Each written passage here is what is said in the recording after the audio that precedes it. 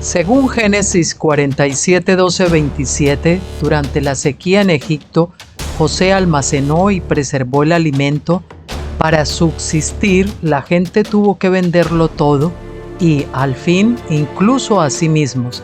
Ese es el precio de vencer. Así es en este tiempo del fin, donde conseguir el alimento para entrar al reino y conquistar nuestra tierra, que es Cristo, formado en nosotros, nos costará renunciar a todo, incluso a nuestra propia vida.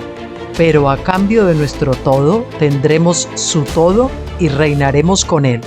Con ustedes, José.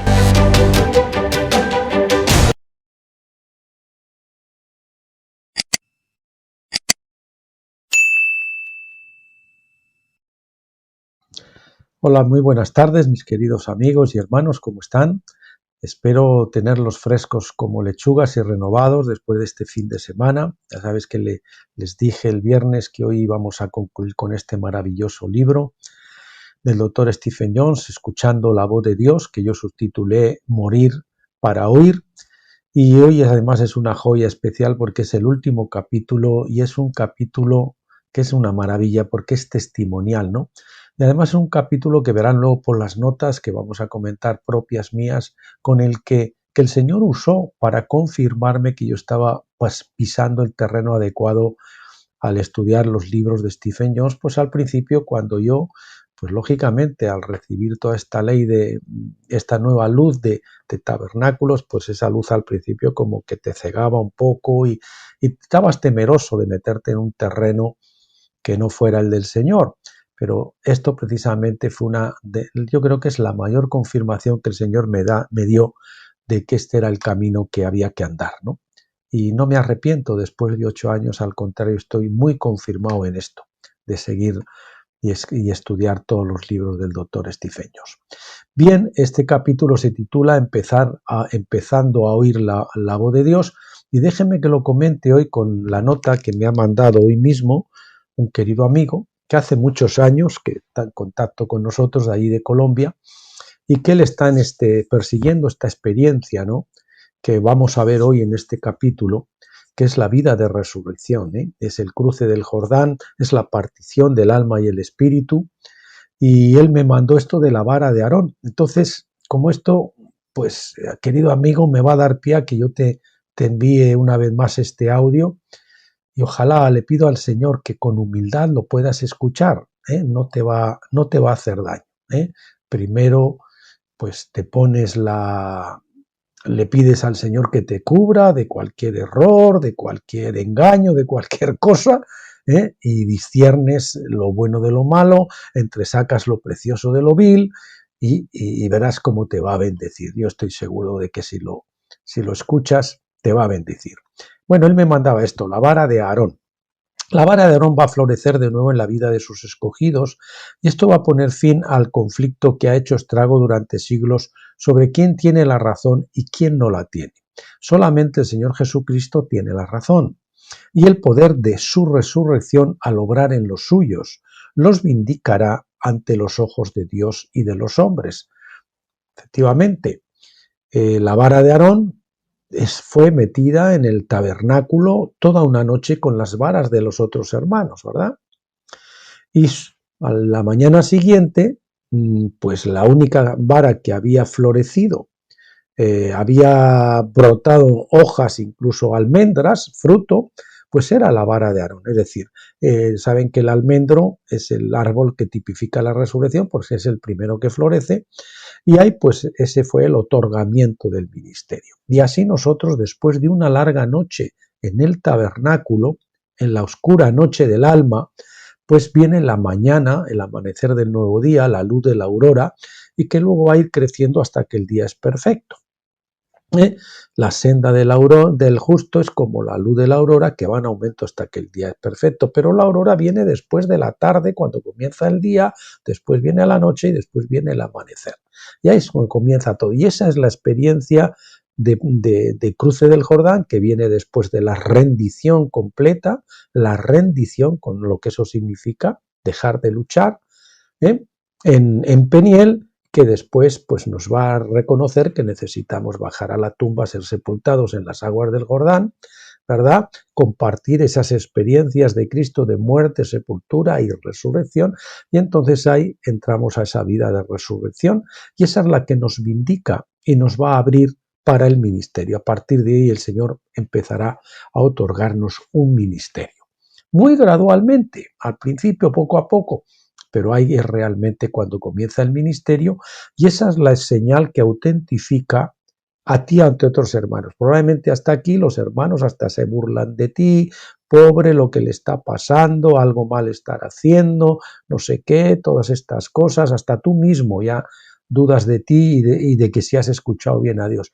Pero al final la vida de resurrección te hace resplandecer delante de los ojos de los demás, porque al que Dios le otorga esta bendición de pasar al otro lado, pues realmente va a ser un antes y después en su vida. Es la partición del alma y el espíritu, donde uno también, Hebreos 4:12, donde ahí dice la espada del espíritu, para partir el alma y el espíritu, separa las coyunturas y los huesos, los pensamientos y las intenciones del corazón.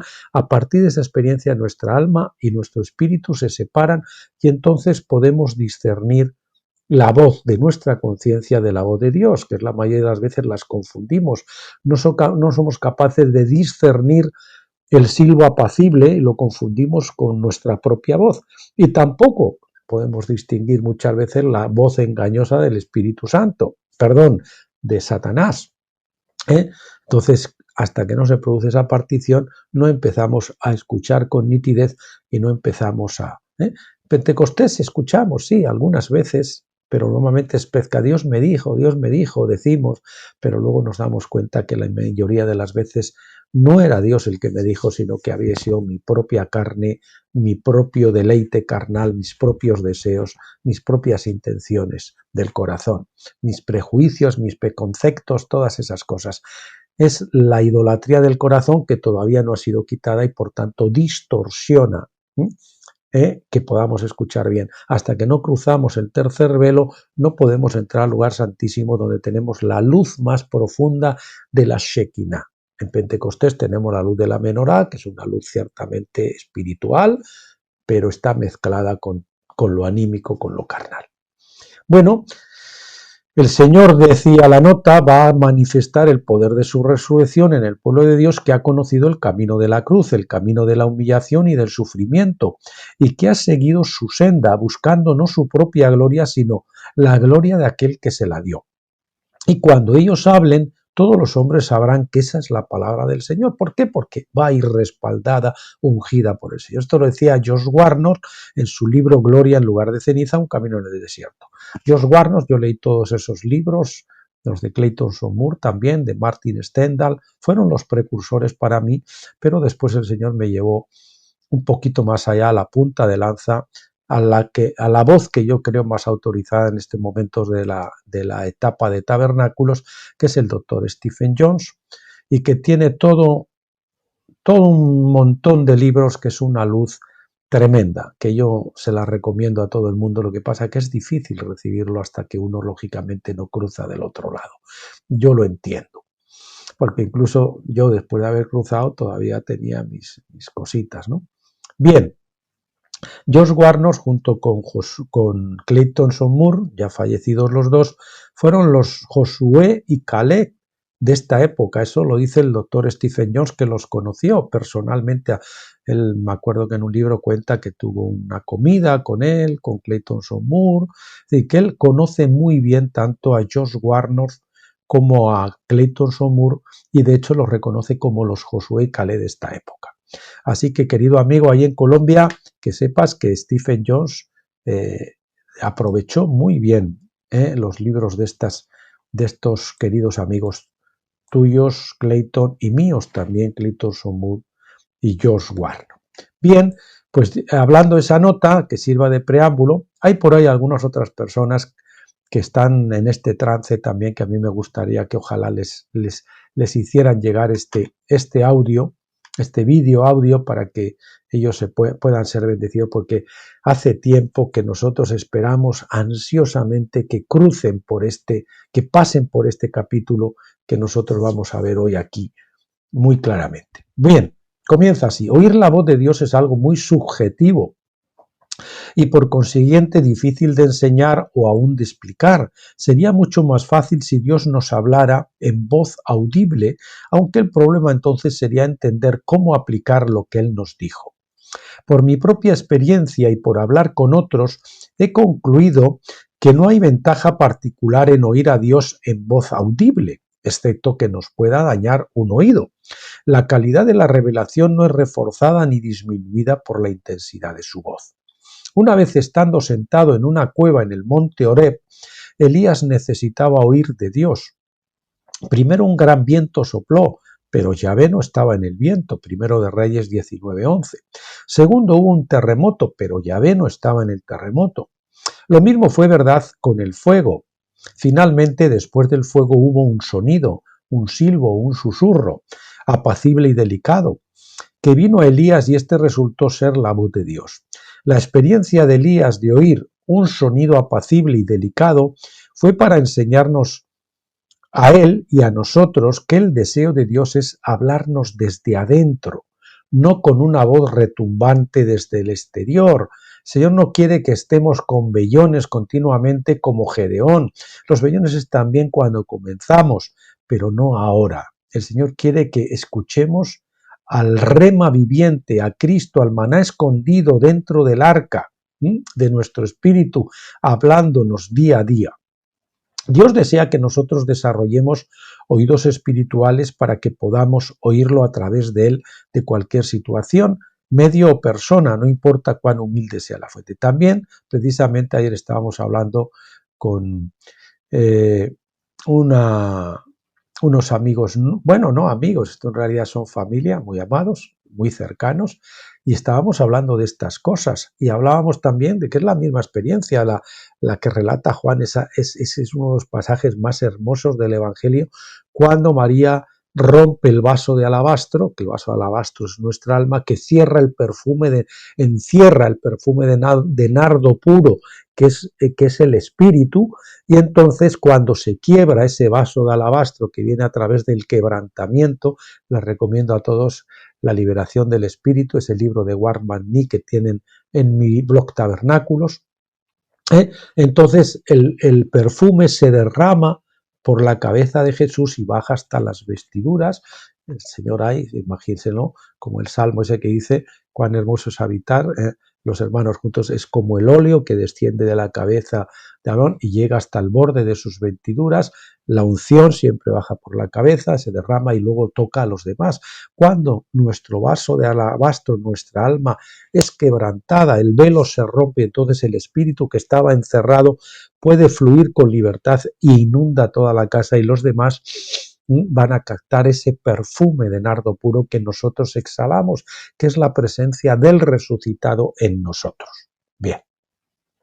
De hecho, parte del entrenamiento de Dios es hablarnos en variedad de maneras. Él hace esto para prevenir nuestra caída en una rutina donde nosotros lo oigamos solo a través de ciertas personas. Pedimos, no, solo me habla a través de este y tal y cualquier otra cosa. Esos son los preconceptos, los argumentos, la altivez. Hay mucho de altivez cuando nos negamos a recibir ciertas cosas. Y entonces el Señor tiene que golpear esa fortaleza y golpear esa fortaleza hasta que la derriba. Y entonces digo, sí Señor, tú tienes razón, yo voy a pasar por ahí, por donde no quería pasar. Quizás el problema más obvio en la iglesia de hoy en día, sea que muchos cristianos no pueden oír de nadie excepto del sacerdote, el pastor o profetas reconocidos en su medio. No pueden oír la voz de Dios a través del niño pequeño, el visitante o invitado, el hereje conocido o el enemigo. Esto es en parte debido al aparato de control en la estructura de la iglesia, justificado por la necesidad del pastor de defender sus ovejas de los depredadores. Pero a menudo el motivo subyacente es hacer a las personas dependientes de su propia iglesia o pastor para mantenerlas en el corral de la iglesia o denominación propia. Desgraciadamente, tal protección tiende a impedir a las personas crecer espiritualmente. Por ejemplo, algunos leen un libro o les mencionas a un autor que, pues imagínese que en la parte última de su vida, en esta vida, ellos han oído que se ha desviado, o que está apostatando y tal, pero sin embargo en su historia pasada él escribió libros muy ungidos y muy buenos y entonces ya lo rechazan porque ese hombre... No, hombre, todos podemos hablar la palabra de Dios en cualquier momento. Entonces yo tengo que apreciar si aquello estaba bien. Eso no quiere decir que yo comulgue con ese siervo ahora si se ha desviado. Ese tipo de cosas son las que el Señor tiene que romper. Y como digo, la luz de tabernáculos es fuerte y viene y de repente nos ciega y necesitamos que nuestras pupilas se vayan aquilatando a esa nueva luz y se vayan adaptando para que poco a poco vayamos recibiendo esa luz. Lo mismo que pasa con la salvación, lo mismo que pasa después con el bautismo del Espíritu Santo, ¿verdad? Siempre que cruzamos un velo y tenemos una crisis espiritual y entramos a otra fase, pues tenemos esa fase de adaptación.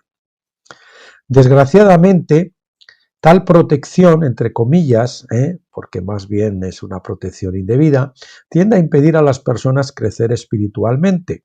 Verdaderamente uno no puede aprender a oír la verdadera voz de Dios sin también aprender a tratar con la revelación que llega de los ídolos del propio corazón del hombre. Eso es lo que tenemos que tratar primero.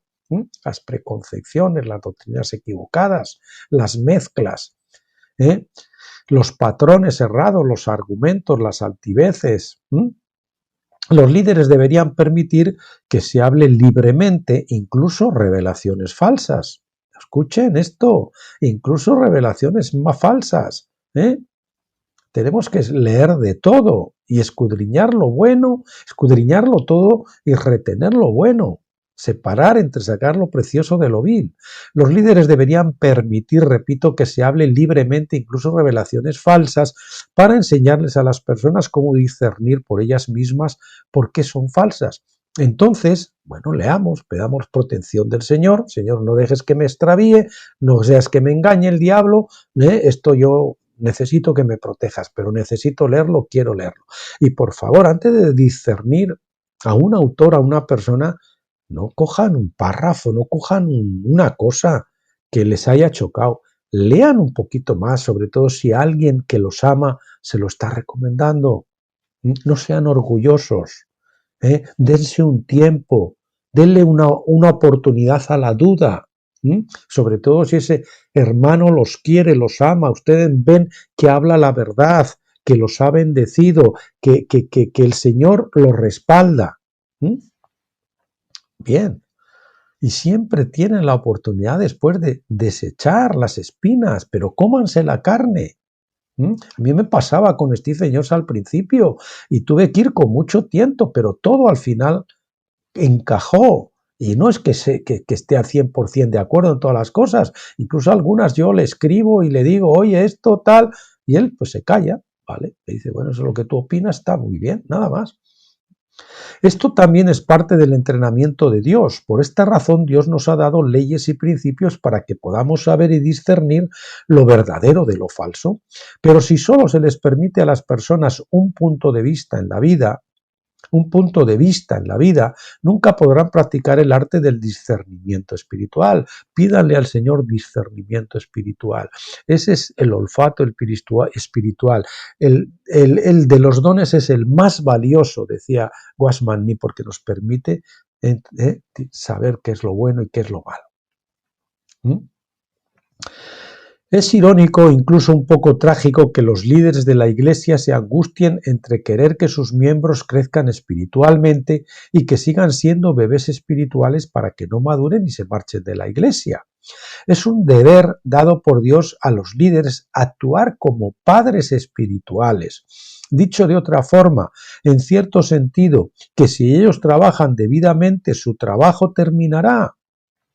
Deben llevar a las personas a la madurez espiritual para que a su vez ellos puedan llegar a ser padres espirituales de otros bebés en Cristo. Esa es la paternidad. Ayer le decía yo a esta pareja, amada nuestra, que tenemos que llegar a ser matrimonios tipo Abraham y Sara. No sirve el matrimonio tipo Abraham y Agar, porque Agar era la esclava. Es la mujer que tiene que obedecer. Mujer tiene que llegar a Sara.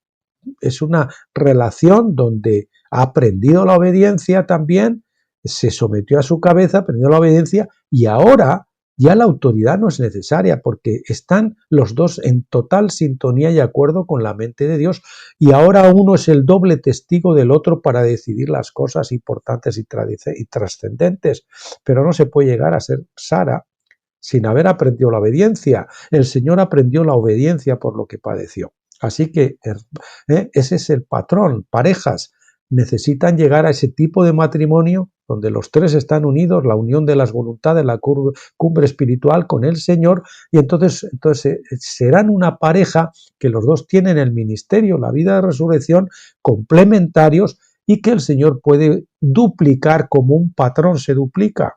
Hasta que eso no ocurra, el Señor no puede duplicar eso, porque estaría duplicando el error, la mezcla. Bien, pero así como los hijos físicos raramente comparten todos los puntos de vista y valores de sus padres, así también es con los hijos espirituales. El resultado es el que el crecimiento espiritual se sacrifica a menudo en el altar de la unidad. Para que estemos todos unidos, pues mejor tú olvídate de esto y de esto y de lo otro, no crezcas tanto en beneficio de la unidad. Es una falacia. Los líderes de la Iglesia temen la diversidad porque igualan esto con la desunión y de hecho demasiado a menudo pasa eso. Pero la solución no es luchar contra la diversidad de opiniones o de revelación. La solución es instilar en las personas un corazón de amor, donde la diversidad no produzca desunión y luego rupturas. En un mundo imperfecto, esto es difícil de mantener, pero es la responsabilidad de los padres espirituales establecer el ejemplo de amor cristiano. La mayoría de las personas responderá a tales ejemplos y aquellos que no respondan así deberían sentirse libres para salir. Yo recomiendo a todo el mundo que ellos busquen un referente, una conjunción. En mi libro Tabernáculos hablamos mucho tiempo de las conjunciones espirituales por arriba y por abajo. Nosotros tenemos que buscar siempre, y no siempre va a ser la misma, según las etapas que estemos atravesando, el Señor nos va a llevar a unas conjunciones espirituales, ¿verdad? Yo mientras estaba en las denominaciones y mientras estaba en congregaciones, el Señor me llevó a aprender la obediencia, a someterme. Y hasta que no aprendí la obediencia, a someterme incluso a hermanos que estaban por debajo de mí espiritualmente en crecimiento, a hermanos que me trataban mal, que no tenían la razón. Pero imagínense a David sometiéndose a Saúl. Pero es que uno no puede llegar a ser David si no se somete primero a Saúl. Y no todos son Saúles. Y también siempre aclaro, ojo, que nosotros también somos a veces Saúles para otros hermanos. Entonces, luego el Señor me trajo una nodriza, un padre espiritual, que para mí fue sobre todo Guasmaní al principio. Después hubo otra etapa, el Señor me trajo como padre espiritual larga después de venir de misionero de la República Dominicana y cuando ya había pasado ya unos cuantos años de haber cruzado el Jordán y todo eso, trajo a Witness Lee, que fue su continuador de la obra.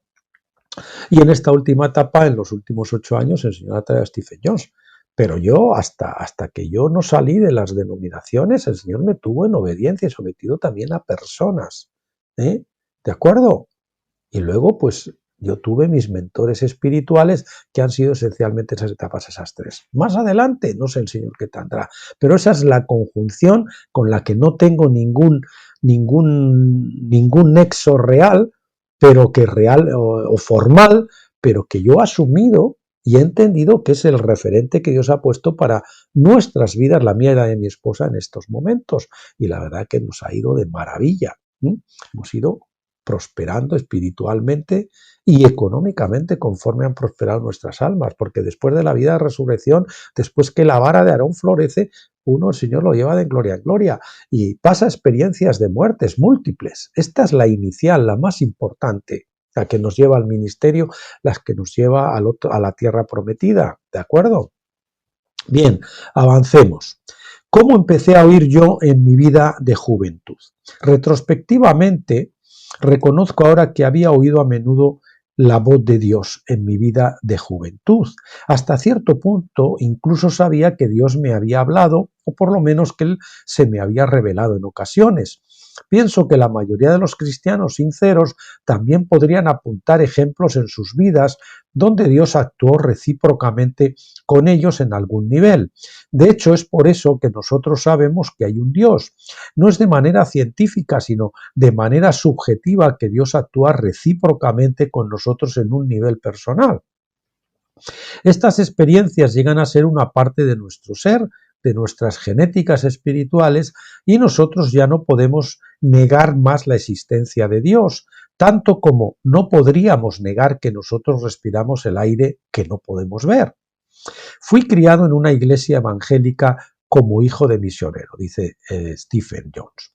No recuerdo nunca un tiempo cuando no tuviera fe en Dios. A la edad de 7 se me engatusó para dar mi corazón a Dios, entre comillas, y entonces se me dijo que fui salvo, entre comillas, pero ahora sé que yo tenía fe en Dios mucho antes de que fuera formalizada y establecida en cualquier altar en la iglesia. De hecho, yo durante muchos años estuve pensando que yo, cuando había sido salvo, era cuando hice mi oración para recibir al Señor, que fue, luego me he dado cuenta muchos años más tarde, que fue un año después de cuando yo soberanamente fui tocado por el Espíritu y nací de nuevo. Y ahí sí que tuve una experiencia dramática que no sabía que era la salvación.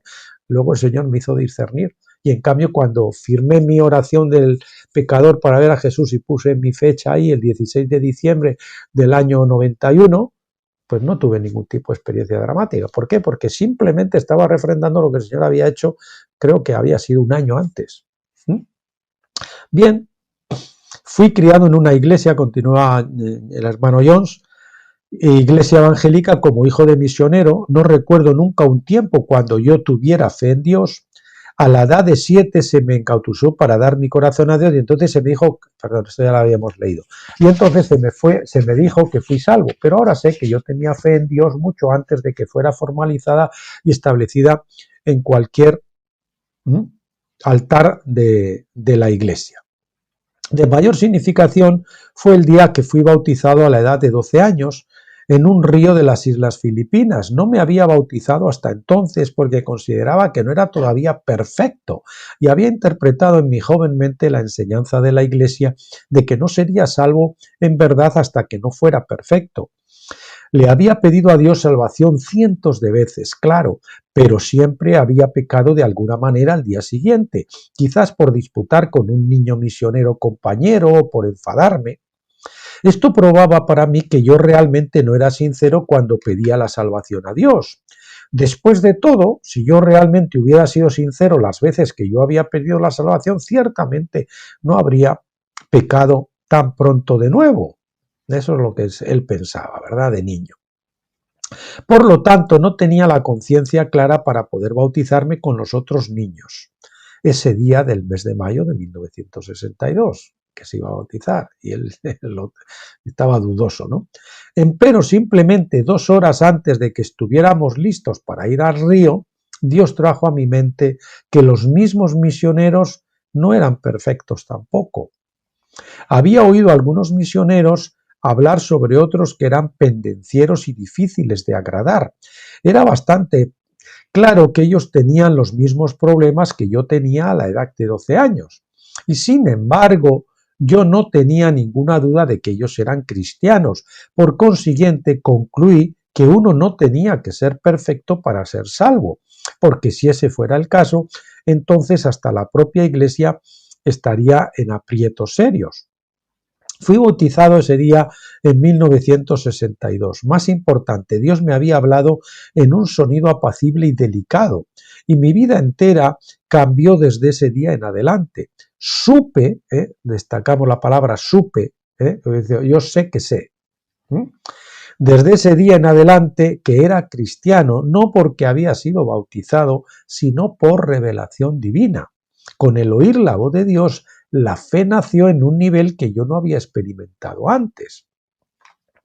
Un nivel más alto de la experiencia de oír su voz. Fui pastor asistente en Arizona durante 6 años, de 1975 a 1981. Y luego empecé mi propia iglesia en Nuevo México. Pero Dios tenía otros planes para mí. Incluso sabía desde mi juventud de mi llamamiento al ministerio, pero también sabía desde el principio que mi llamado no era ser pastor. No obstante, se esperaba que entrenara como pastor asistente para luego empezar mi propia iglesia algún día. Eso es lo que todos pensamos a veces, ¿verdad? Parecía que el ministerio, entre comillas, era sinónimo de ser pastor. Y de hecho todo el mundo llama pastor y resulta que muchos no son pastores. Algunos son son apóstoles o profetas o maestros o evangelistas. Sin embargo, a todos nos llaman pastores. Que si eres el líder de la iglesia, todos son pastores. Incorrecto. Cuando finalmente empecé mi propia iglesia en 1981, mi experiencia pastoral duró solo unos meses. Entonces Dios me sacó bastante enérgicamente del ministerio y me puso en un ciclo de tiempo disciplinario de 414 días, que nosotros llamamos tiempo maldito. Vea nuestro libro Secretos del Tiempo. Durante ese periodo de 414 días en 1982, Dios me llevó absolutamente al fin de mí mismo. Solo entonces aprendí a oír la voz de Dios en un nivel que yo nunca había creído posible. Dicho sea de paso, ese libro es clave para poder leer el resto de los libros de Stephen Jones, porque él no fue el primero, fue un tal Lalo Cadona que empezó a tener la revelación de los ciclos del tiempo. Él estuvo con él, el Señor lo llevó a él, y luego el Señor le llevó a perfeccionar esto de los ciclos del tiempo. Y entonces, pues a veces él hace esas suposiciones y todo eso, sin conocer la historia, sin conocer los ciclos del tiempo, es muy difícil saber lo que Dios está haciendo, lo que Dios está hablando. Y también para entender sus libros les recomiendo que lean ese libro. Ahí lo tienen enlazado y lo tienen destacado en la columna de la derecha de nuestro blog Tabernáculos. Bien. Dice, renuncié como pastor a la iglesia el 5 de diciembre de 1981, y pasé el próximo año buscando a Dios, sin saber qué dirección tenía para mi vida. Supe una cosa casi inmediatamente, que yo nunca sería de nuevo pastor. Recordé de mi vida temprana que ese no era el tipo de ministerio que Dios tenía para mí. Y aunque tuve aproximadamente 6 ofertas de varios grupos para pastorear, me negué a todas. El doctor Stephen Jones se ha negado a cualquier tipo de grupo de liderazgo y le han ofrecido iglesias grandes. Él es una persona que a veces es tan distante que a uno parece que a veces le hace sentir como que lo está repeliendo. Es frío y distante en esas cosas, tratando quizás de mantenernos a distancia para que no pensemos que tenemos que buscar con él un nexo como el que estábamos acostumbrados. ¿Me explico, no? ¿Me entiendes? Es decir, que una persona que está buscando gente y aureolas y ministerios relumbrantes ni esas cosas, al contrario. En febrero de 1982 conocí a una familia en Texas que sabía orar y oír la voz de Dios. Por primera vez en mi vida me di cuenta de que tal vez fuera posible orar y recibir respuestas inmediatas de Dios. Esto era revolucionario.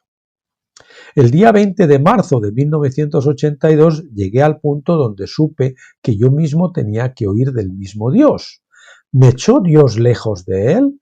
¿Se había olvidado Dios de mí? ¿Realmente Dios me había llamado al ministerio?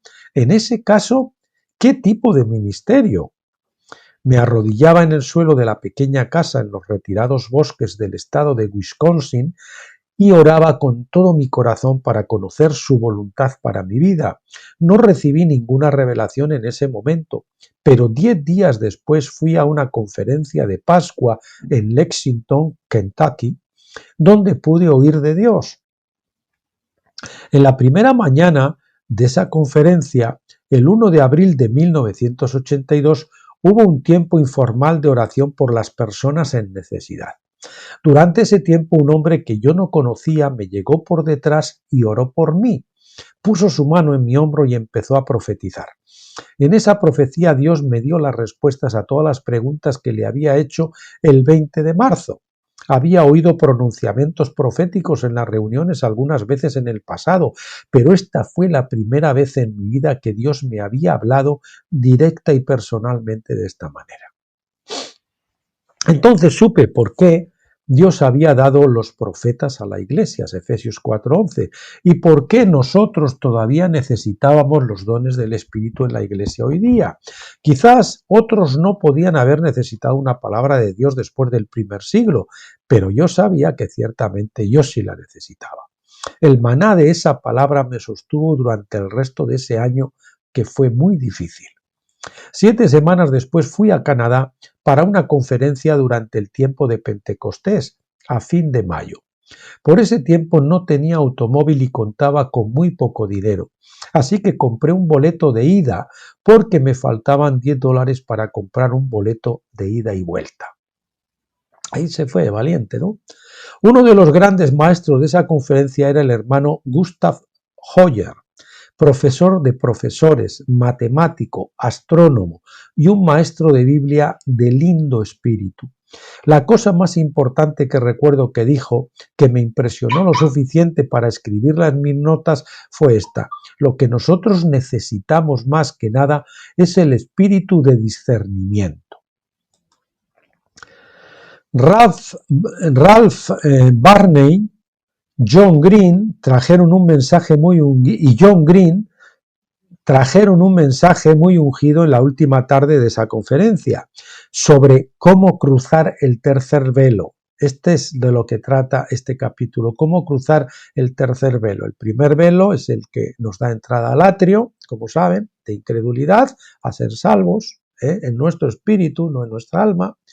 El segundo velo es cuando entramos al lugar santo, a través del bautismo Espíritu Santo, entramos al segundo velo, que es la segunda dimensión, la segunda etapa, que simboliza pues que es el lugar santo y que simboliza el alma, simboliza el desierto, simboliza pues el estado anímico nuestro, ¿no?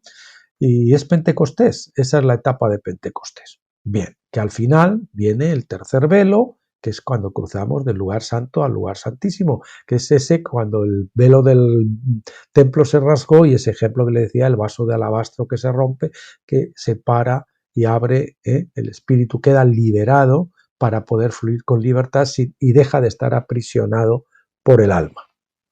Bien. Se hizo un llamado para que los que quisieran oír pasaran adelante y declararan.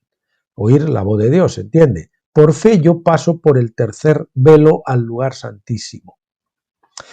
Aquí pues él no tuvo en ese momento, simplemente dio un paso de fe, hizo una oración y pidió y decía esa declaración. Bien, si es el momento para ti, quizás te valga esto, quizás no necesites ya más. Yo fui uno de muchos que lo hicieron. No sé cómo eso afectaría a los demás, pero tuvo un efecto profundo en mi vida. Y desde ese momento y durante meses después, notaba que cada vez que yo entraba en oración, el Espíritu de Dios venía. Yo podía sentirlo físicamente. Al principio pensé que era coincidencia, pero aún permaneció después de que volví a casa de la conferencia. El último día de la conferencia encontré un poco de tiempo para tocar el piano, una afición que yo disfruto en ocasiones. Mientras estaba tocando, una mujer vino por detrás y puso algo en mi bolsillo de la camisa. Cuando terminé la canción que estaba tocando, descubrí qué era. Eran $10. Dios estaba recordándome que Él conocía todas mis necesidades y siempre me proveería y me sostendría. Como ven, antes había ido con $10, el billete de ida, pero le faltaban los $10 del de vuelta, ya que el Señor se los regaló de una forma milagrosa. Volví a casa el 26 de mayo, el día siguiente empecé a orar y ayunar en serio para poder oír la voz de Dios y buscar su rostro en preparación para el ministerio. En el tercer día del ayuno estudié el ayuno de Jesús de 40 días en el desierto y cómo él superó las tentaciones. Esto me hizo determinarme a ayunar incluso los 40 días, si eso fuera necesario para oír su voz. Pero Dios tuvo misericordia de mi ignorancia y les dio una palabra para mí a mis amigos de Texas. esa misma noche. Bueno, Texas, ¿verdad? Me llamaron a las 2 de la mañana con disculpas para darme esta palabra. Steve percibe bien tener que ayunar en este momento en preparación para un gran paso de aprendizaje que él está a punto de tomar. Con 3 días deberían bastarle para quitar la suficiente escoria del mundo que permita a mi espíritu fluir libremente en su cuerpo, que es mi templo. No debes ayunar más para no debilitar tu organismo. ¿Mm? Esa es la palabra que le dieron. Ellos no sabían que yo había completado justamente 3 días de ayuno, así que me di cuenta de que esta era una palabra de Dios para no ayunar más. Mirando retrospectivamente, yo sé que oír la voz de Dios no se logra por ayunar ni por cualquier otra disciplina. Puede ser útil para algunos, pero no es el factor decisivo. Es más una cuestión de enfoque y de conciencia. Yo llegué a oír porque enfoqué mi atención en Dios con un deseo interno de oír su voz, que excedió todos los demás deseos. Al enfocar mi atención en Él, me di cuenta más y más de su presencia y por consiguiente estaba más conectado con Él y capacitado para oírle. El 5 de junio de 1982 me levanté temprano y fui a la iglesia de mi suegro para estar solo y orar. Creo que sería una iglesia de estas de Alianza y Cristiana y Misionera. Él ha tenido en las iglesias y él conoció su madre, creo que estaba en el coro de la iglesia de A.W. Tozer. O sea que de casta le viene al galgo también, ¿no? Saben que Tozer es uno de mis autores preferidos. Usted va a encontrar un alimento espiritual ahí tremendo. Le dije todo lo que yo necesité decirle primero a Dios para que pudiera aclarar mi mente del desorden. Nuestra necesidad de hablar con Dios y aliviarnos nos distrae de oírle hablar a Él. Por eso tenemos que aquietarnos. Y por eso ese truque que yo les enseñé el otro día de hacer una relajación corporal guiada por el Espíritu, desde arriba hasta la punta de los pies, para que el Señor aquiete nuestro cuerpo, nuestro organismo, los músculos, los huesos, los órganos, etc. Eso nos puede servir a aquietarnos para sosegarnos y no estar ahí en turbulencia. A continuación me tranquilicé y enfoqué mis pensamientos en él mientras le pedía que me hablara. Entonces me pareció tener pensamientos de Dios hablándome, así que escribí en un cuaderno lo que yo oí. Únicamente oí unas cosas e incluso no estaba seguro si todo eso eran solo cosas mías o si Dios me había hablado. He aprendido desde ese tiempo que el sonido apacible y delicado, el sonido, el silbo o el susurro apacible y delicado es al principio indistinguible de la propia mente de uno. El Señor nos habla, pero no lo distinguimos su voz de la nuestra, de nuestra conciencia.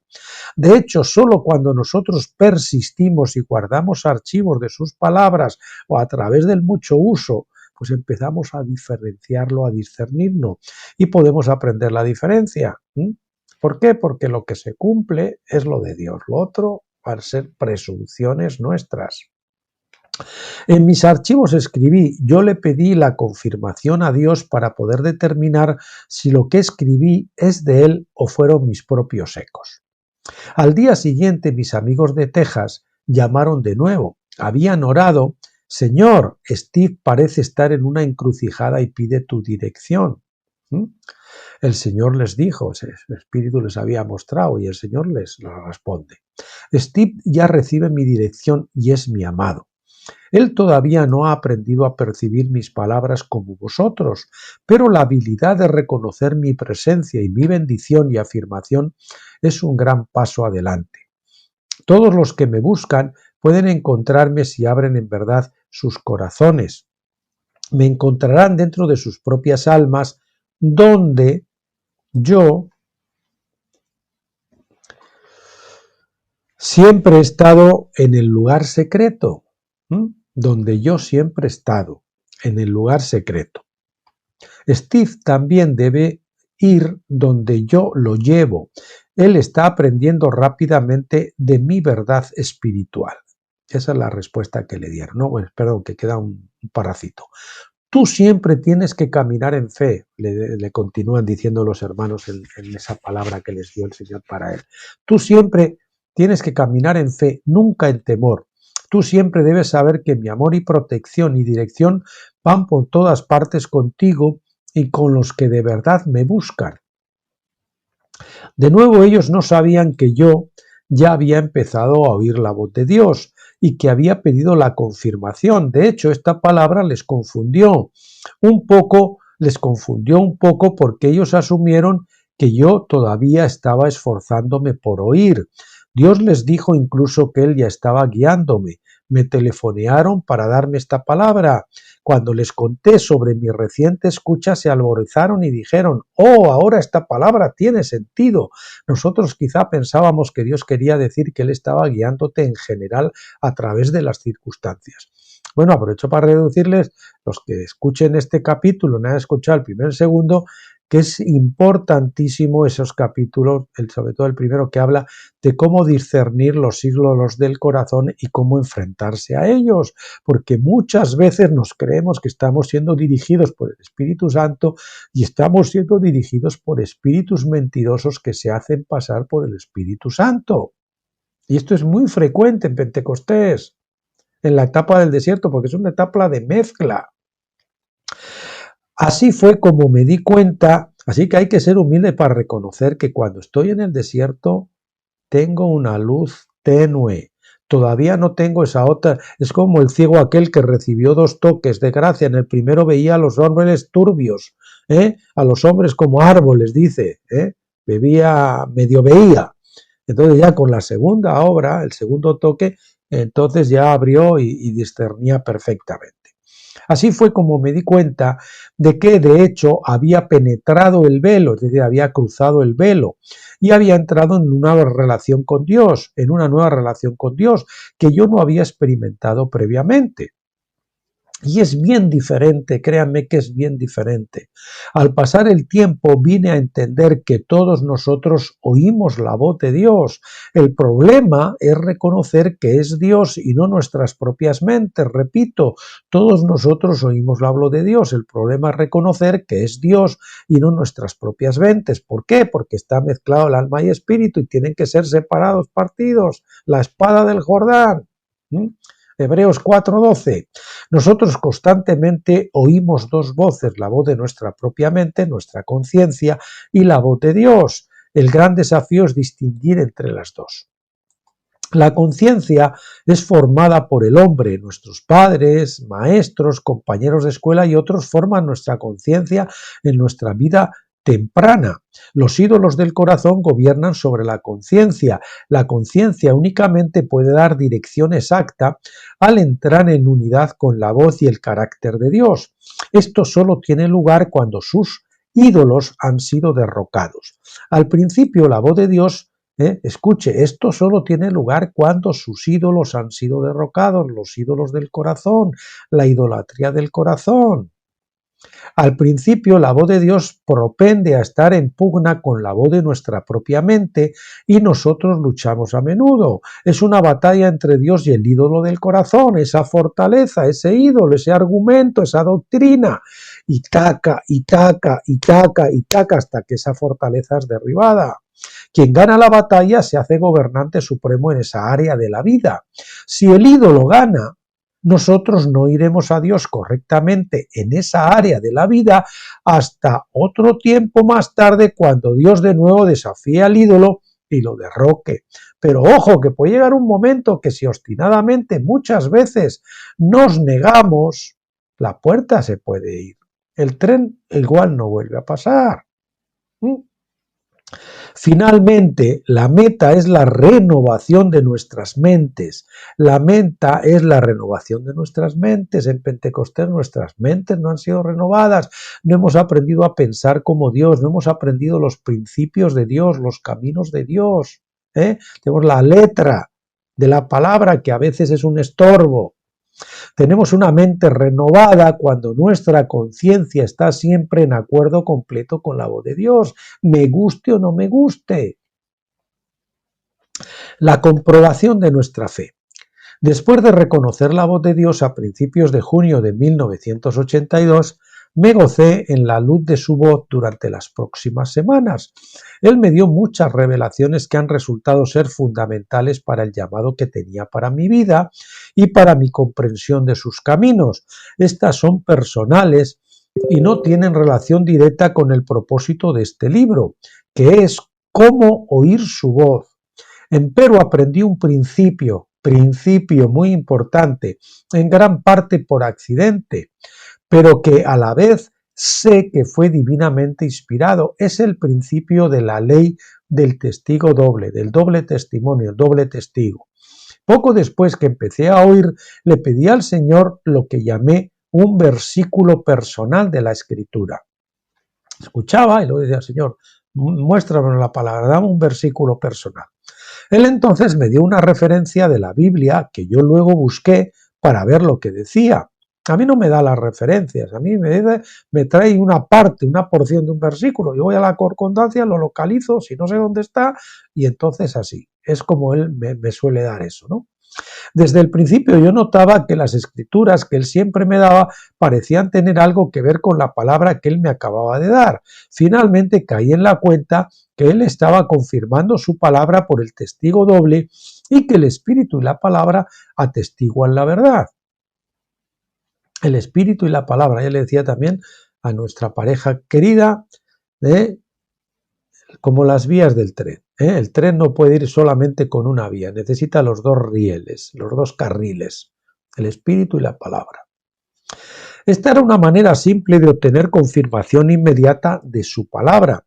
Después me daría cuenta de que el espíritu no solo usaría esto como un testigo doble, sino también como una ocasión para enseñarme el principio espiritual detrás de esa palabra escrita.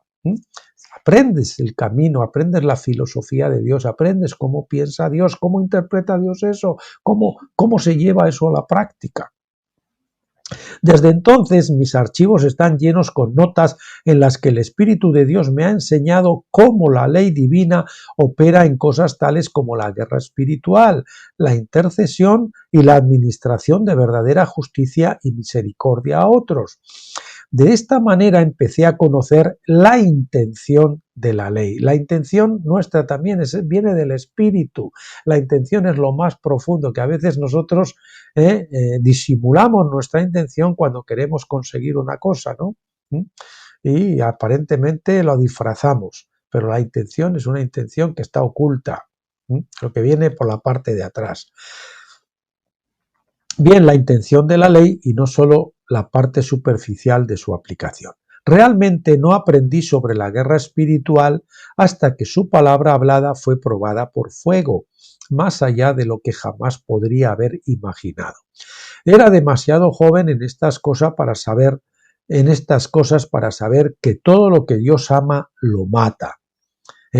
Todo lo pasa por la muerte y la resurrección, incluso lo que Él nos da. Las bendiciones que Él nos da, el matrimonio, lo va a pasar por la resurrección. El ministerio lo va a pasar por la resurrección.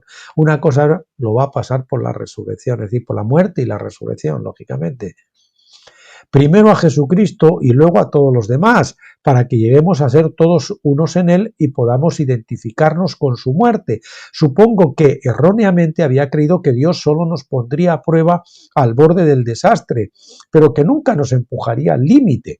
Descubrí, en cambio, que Cristo nos enseñó a todos nosotros el camino a la cruz, porque Él no nos pide soportar lo que Él mismo no estuvo dispuesto a soportar primero.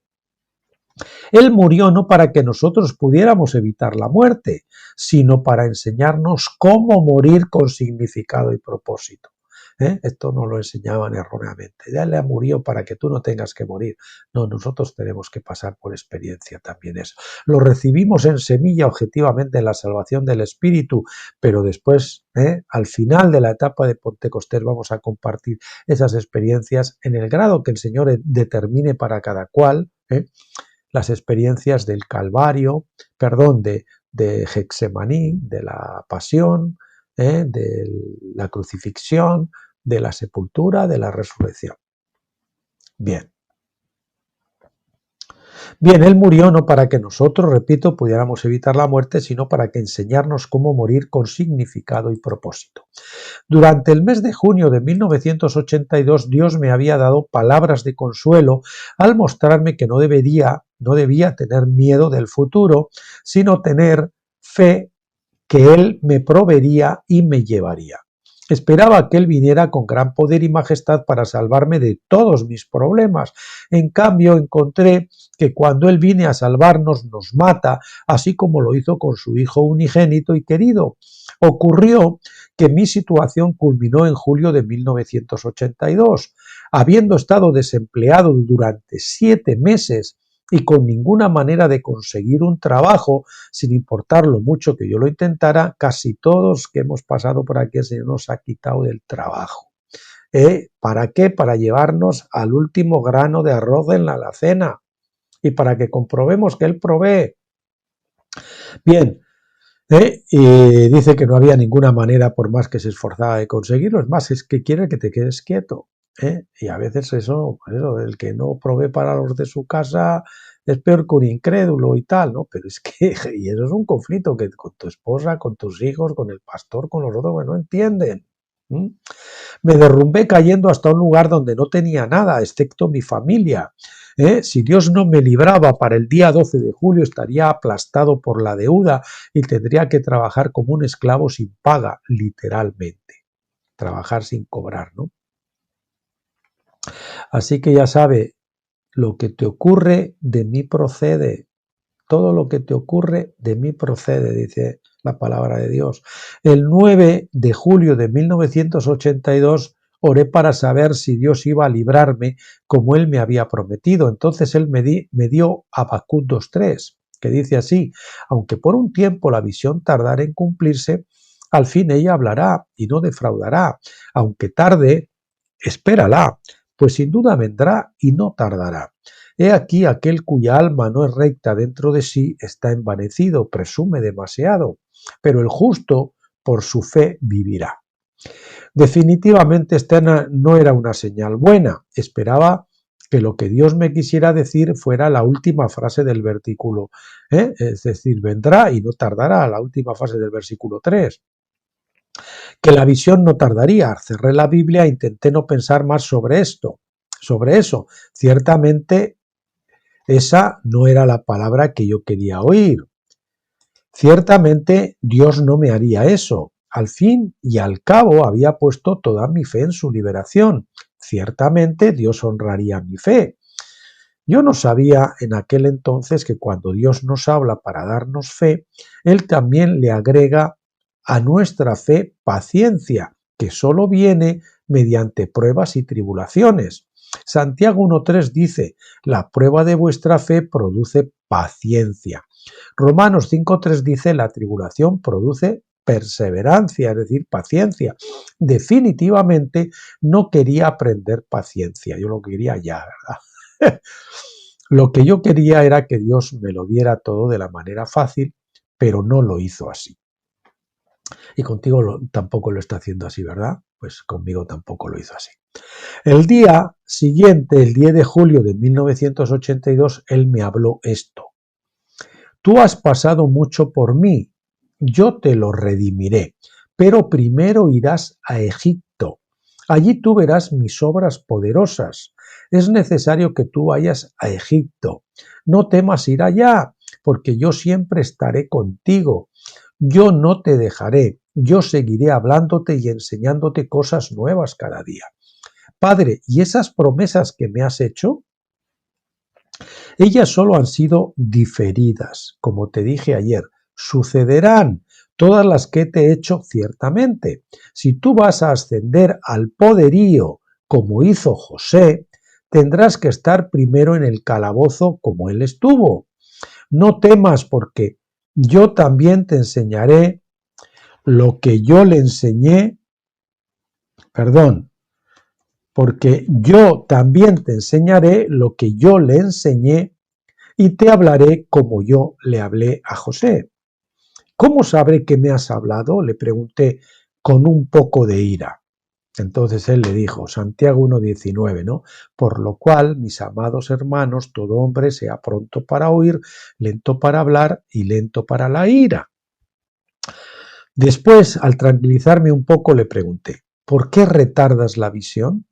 Santiago 1:2, 1 del 2 al 4 le dio, hermanos míos, tened por sumo gozo cuando os encontréis en diversas pruebas, sabiendo que la prueba de vuestra fe produce paciencia, pero que la paciencia tenga su obra completa para que seáis completos y cabales sin que os falte cosa alguna. Hermano, sé que cuesta y duele en esos momentos, pero dile, Señor, Señor, no me saques del horno hasta que yo esté completamente rostizado. Deja que la prueba obre en mí a forma cabal. Entonces él me dijo sencillamente, tú has pedido mucho de mí. Bien, eso era verdad. De hecho, le había pedido mucho a Dios. Como todos los demás, yo quería conocerlo y el poder de su resurrección, por conocerle, quería conocerle y el poder de su resurrección, como dice, creo que es en Efesios, ¿verdad? Por conocerle, o en Corintios, ¿no? En qué carta de conocerle y el poder, creo que es en Corintios, el poder de su resurrección, llegar a ser semejante a él en su muerte, ¿no? A eso es lo que no nos gusta, llegar a ser semejante a él en su muerte. Yo había querido, pero para reinar con él tenemos que sufrir con él, eso es lo que dice, si con él sufrimos, reinaremos con él. Yo había querido que Dios me utilizara en el establecimiento de su reino. Quizás fuera simplemente ambición carnal cubierta de vestiduras espirituales, pero no quería ser un cristiano regular que ve poco, no oye nada y sabe menos.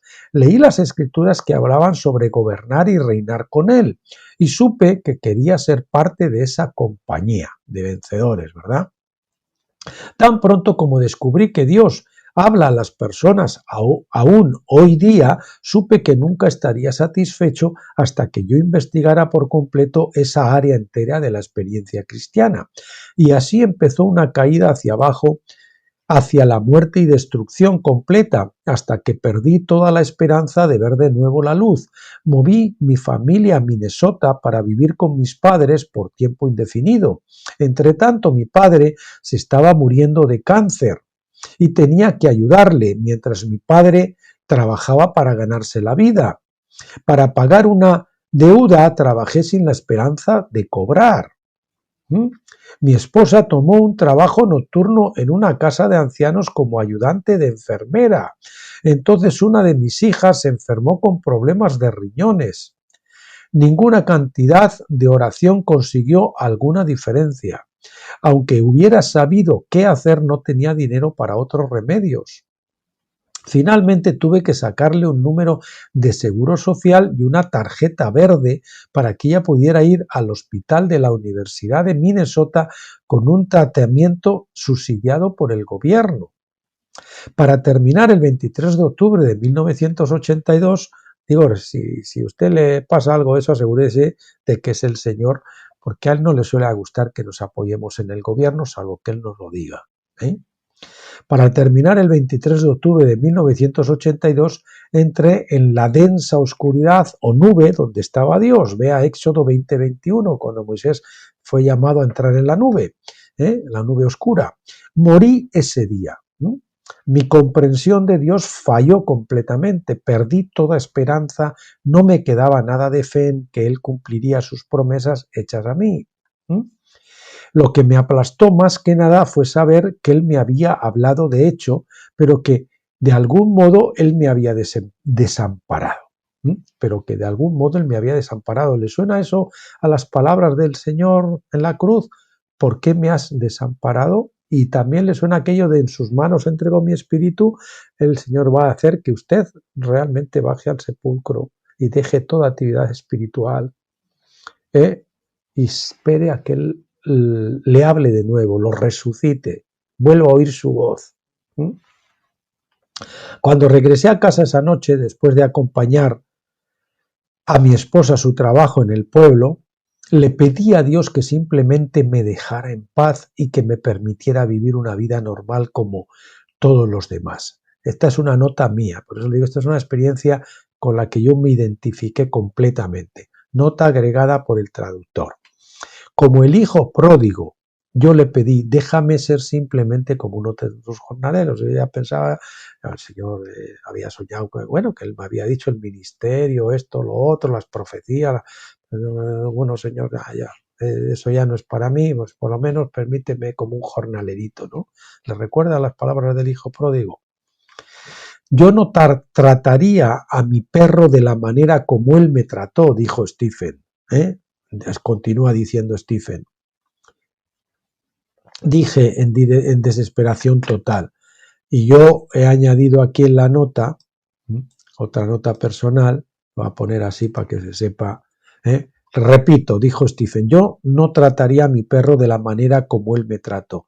Dije en desesperación, yo pongo aquí en mi nota, yo tenía envidia en esa época mucho de los perros, veía a los perros cómo les daban la comida, cómo los cuidaban, y yo sentía envidia de los perros, de cómo eran tratados, porque yo me sentí abandonado de todo el mundo, excepto a Juan y Pedro, que fueron dos hermanos de la iglesia que me siguieron como de lejos, como a Jesús, ¿no? Y de vez en cuando me dieron una llamada, o alguno incluso me invitó un día a comer un bocadillo en un McDonald's, o en una de estas de comida rápida, no sé cuál era, que de verdad para mí eso fue algo increíble en aquel momento, porque yo pensaba que ya me iba a pasar hambre y todo. En mis notas personales durante ese día escribí esto. Esto es lo que dice ya Stephen Jones. Creo que no puedo aguantar más. Más vale que admita que estoy arruinado y que tendré que empezar otra vez en un nuevo tipo de vida. La fe es demasiado impráctica. Yo también debiera admitir que no funciona, por lo menos no para mí. Cuanto más intento enfrentar los problemas con la actitud apropiada, tanto más Dios me golpea en la cabeza. Puede ser Lamentaciones 3, yo me vi reflejado ahí tremendo, y yo era el blanco de las flechas del Señor, o yo era aquel que pasaba y entonces el Señor, como fuese un oso, salía y me daba un zarpazo, ¿no? Bien, continúa. Él es como si estuviera intentando hacerme admitir la ruina y hacerme abandonar su camino. Exacto. Hasta ahora he asumido todo lo que me ha arrojado y he seguido en la lucha.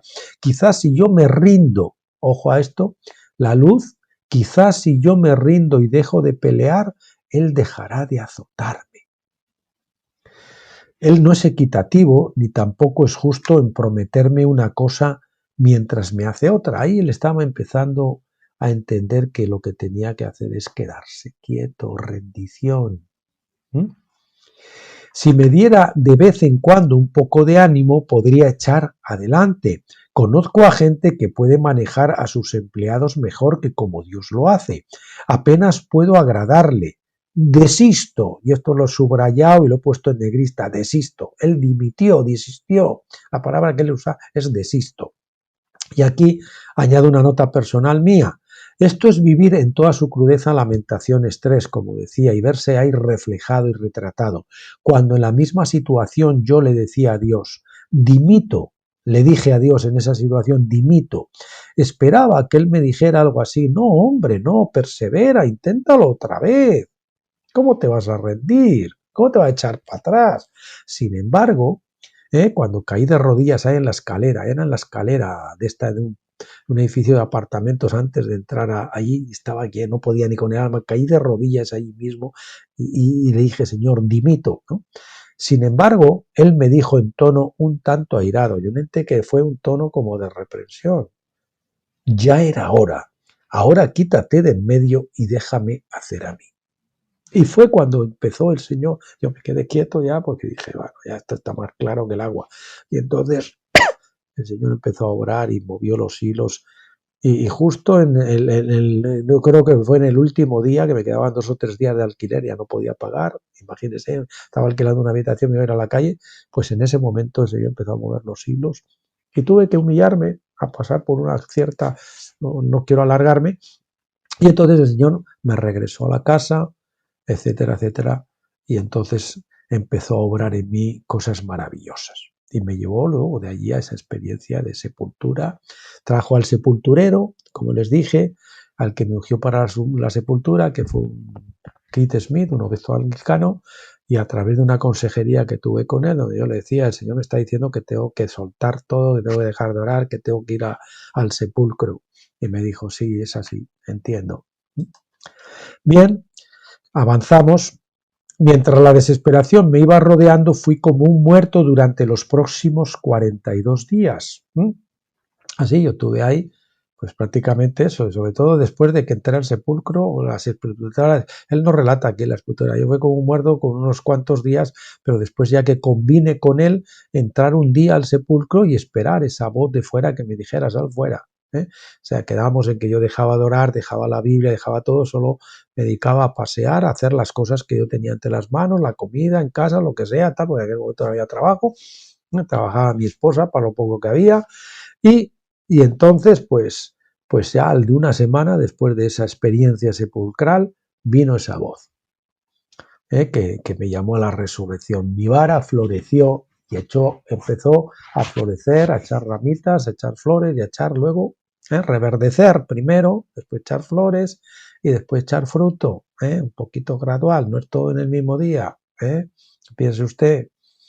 Durante ese tiempo mi esposa no pudo aguantar la presión, seguramente. Yo he orado mucho por estos matrimonios que están en estas tesituras, pasando por estas experiencias, para que el Señor conserve sus matrimonios, para que la cuerda no se rompe.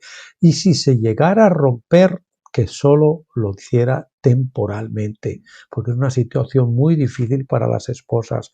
Pero esto es con ustedes también, porque el Señor les quiere dar un matrimonio como pareja.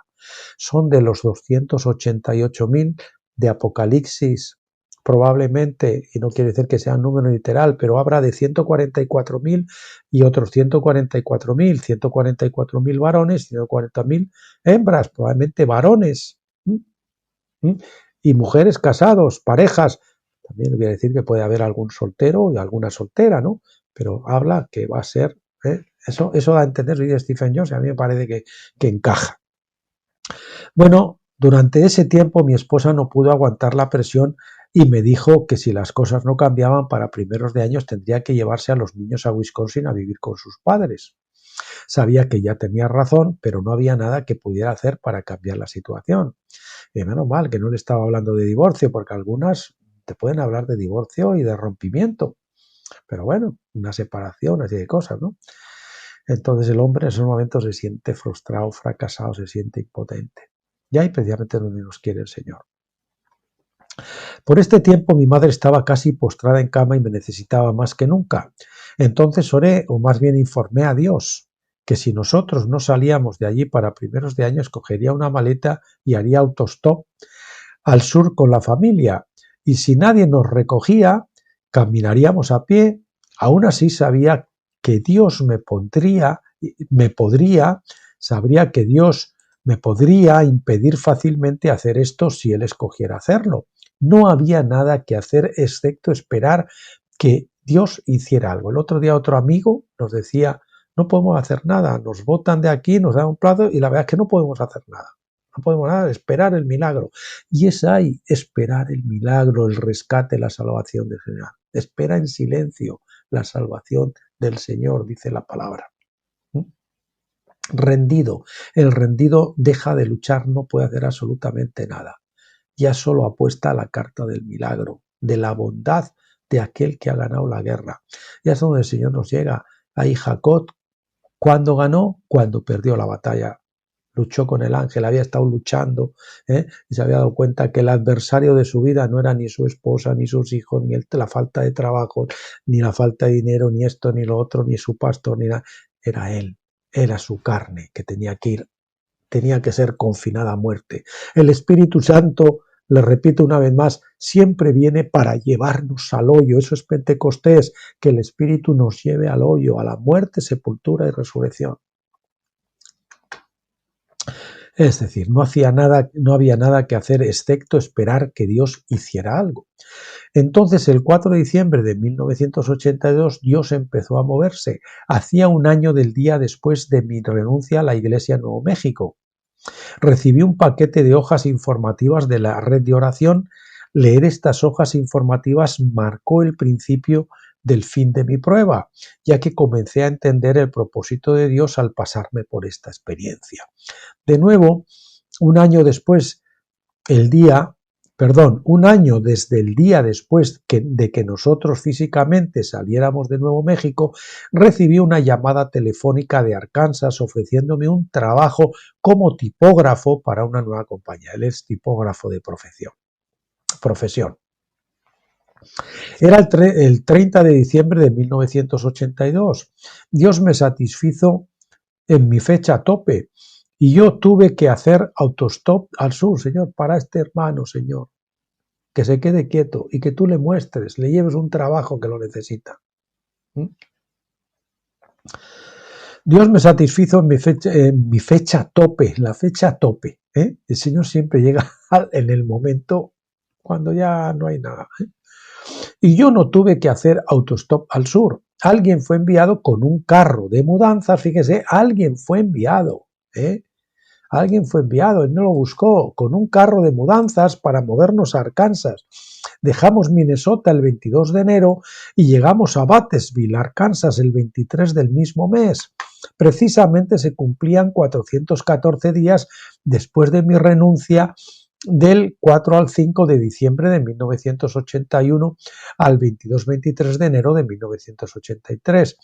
414 días es un tiempo que él llama y que está en las escrituras. Si ustedes conocen ya los libros de Stephen Jones, y si no, cuando un día los conocerán, que es de tiempo maldito, ¿no?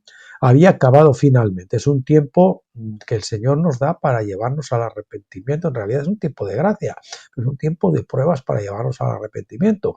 Hubiera sido útil para mí en esos días si hubiera sabido sobre las regulaciones bíblicas del tiempo, pero no conocí nada sobre el tiempo maldito, ese ciclo de tiempo maldito, hasta 1991. Déjenme ponga ciclo hacia... Cuando las naciones están en tiempo maldito se aplica en ciclos de 414 años. Cuando es aplicado a las situaciones personales es solo en ciclos de 414 días. Yo creo que es como año y medio o algo así, no sé, por ahí andará. Pero esto es un asunto para otro libro. No llega, ¿no? Porque son 365 y 114, pues sí, casi, año y medio. La noche antes de salir de Minnesota tuve una larga charla con mi madre, a sabiendas de que esta sería la última vez que yo la vería viva. Me dijo que había orado y sabía que era la voluntad de Dios que nos moviéramos a Arkansas. Ella estaba en paz y había entrado en el reposo de Dios antes de morirse el 15 de enero. Y es ahí donde nos lleva esta experiencia, al reposo de Dios. Mi madre fue una mujer notable. Sus oraciones y su feto formaron mi vida más que las de cualquier otra persona.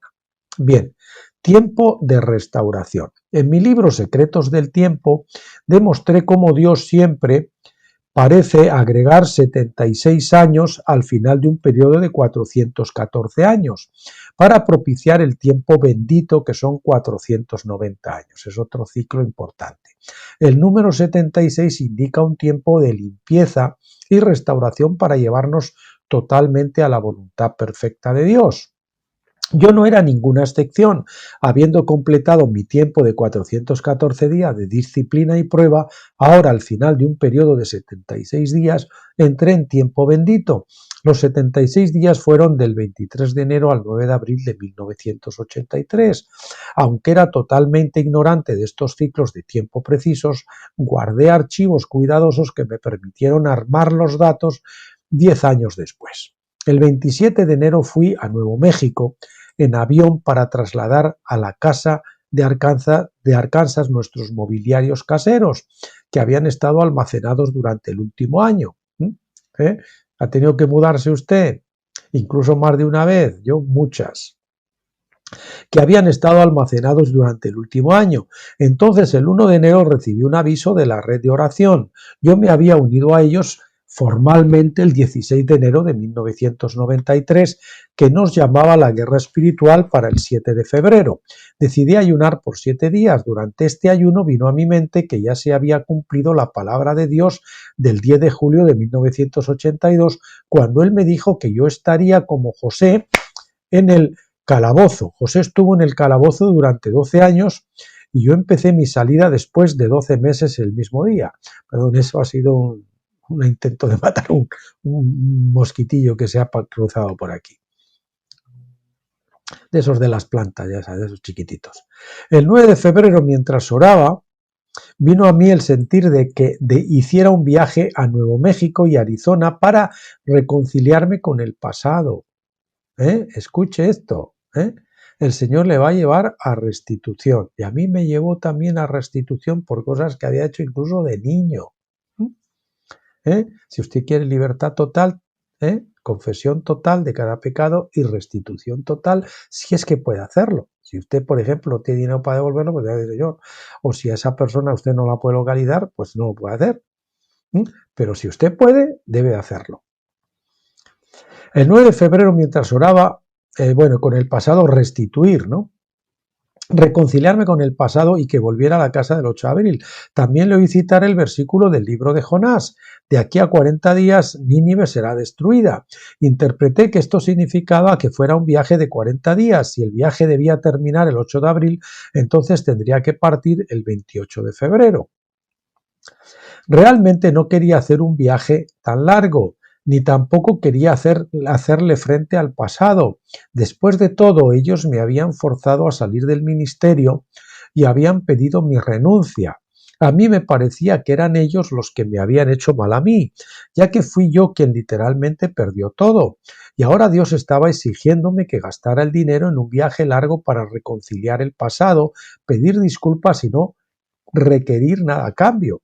A usted le han hecho daño, pero seguramente el Señor le va a pedir a usted, porque fue duro o porque dijo ciertas cosas, que vaya a pedir perdón a aquellos que le han dañado a usted. A mí también tuve que pasar por esto. Le tuve que decir a través de un hermano que desataran mi burra. Como dijo el Señor, ve y di que desatan el asna. Mi asna, yo la sentí como el Señor me dio esa palabra, ¿no? Entonces llamé a un hermano que estaba con relación con esa iglesia y dije que a veces mis hermanos que les dijera que yo les pedía perdón y que me desataran, que desataran mi asna, ¿no? Él entendió que yo quería regresar allí. Yo dije, no, me has interpretado mal. Yo no quería regresar, yo que quería que ellos me perdonaran. Bien, entonces después de haber hecho aquello, ellos se negaron, lo interpretaron mal, el Señor me liberó de eso y yo quedé libre. Bien. Así que escribí cartas que solicitaban permiso para poder hablar con los líderes de la iglesia en Arizona y Nuevo México, y entonces, para no echarme atrás, fui rápidamente al correo de echar las cartas. No quiero que cuando yo les cuento cosas personales lo estoy haciendo para abundar y para ver que nada extraño les está aconteciendo. Como dice la palabra, nada extraño les está aconteciendo, sino que hemos sido llamados a ello y que estas experiencias se van repitiendo en los hermanos a través de los siglos. Que Stephen pasó por aquí, yo pasé por aquí. Si usted quiere ser un vencedor, le ha pedido al Señor que está dispuesto a ser un vencedor al precio que cueste, usted va a pasar por aquí. O sea, no crean que yo quiero hacer pretensiones aquí de súper espiritual y de superhéroe, ni me estoy comparando con Stephen Jones, él va más adelante en el camino que yo, pero en estas experiencias, como les dije, yo me pude identificar y son casi literales. Esa misma tarde nosotros recibimos aviso de nuestro nuevo propietario de que acababa de vender la casa y que tendríamos que mudarnos en 30 días, el 10 de marzo. Parecía como si el viaje se hubiera vuelto una imposibilidad. Había 4 montañas, entre comillas, que tendrían que desaparecer para hacer ese viaje posible. Primero, mi madre estaba muriendo y yo apenas podía estar haciendo un viaje largo para tener que acortarlo debido a su entierro. Segundo, acababa de moverme no solo a Batesville para trabajar, sino también me habían pedido que encabezara un grupo de estudio de la Biblia allí, organizado bajo el nombre de la Iglesia del Reino de Dios. ¿Cómo podría viajar inmediatamente después de haber llegado allí? No, ellos tendrían que estar de acuerdo y comisionarme para ir imponiéndome sus manos. Tercero, yo incluso estaba escéptico de que las personas en Arizona y Nuevo México estuvieran de acuerdo en verme. A mí, de hecho, me rechazaron.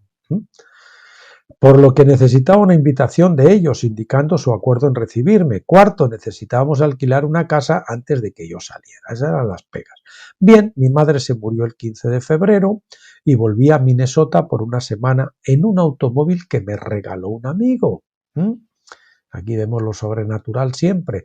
Recibí una invitación de Arizona el 28 de febrero, que empezó la cuenta atrás de los 40 días hasta el 8 de abril. Esto corrigió mi comprensión del periodo de los 40 días. El 28 de febrero no era el día que yo saldría, sino el día en que yo debía recibir la invitación requerida. El grupo local en Batesville me comisionó para hacer el viaje el 6 de marzo, el mismo día que nosotros encontramos otra casa en que vivir. Nos movimos el 7, 8 y 9 de marzo. Empecé el viaje el 10 de marzo. Así que se volvió un viaje de 30 días dentro de un tiempo de reconciliación de 76 días. Dice entre paréntesis, después, muchos años después de muchos años, descubrí que todos los periodos de 76 días se dividen naturalmente en 46 y 30 días.